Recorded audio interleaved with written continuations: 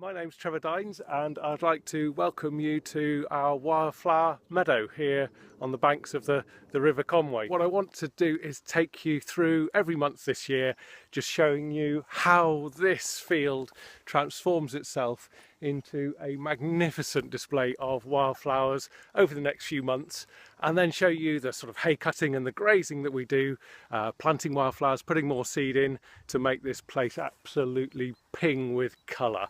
Now, January has really been quite snowy this year, but our Highland cows love these conditions.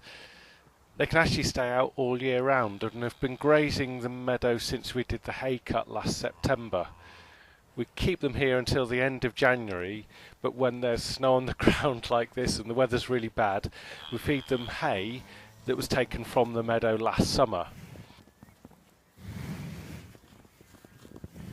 This is really lovely, sweet smelling stuff, full of wildflower seed that eventually makes its way back into the soil.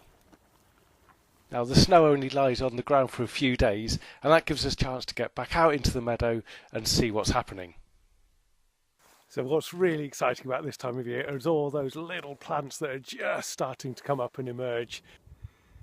So say a big hello to our first wildflower of the year. This little dandelion has just opened up, and this will be fantastic for any little pollinating insects around. Can come and get a little bit of pollen or nectar from these dandelions. Beautiful little things. And I've just found down here the first early purple orchid just coming up. Well, no, it's actually quite well advanced actually, and the little rosette is just down here. So in a few weeks' time, this will come into bloom and look like this.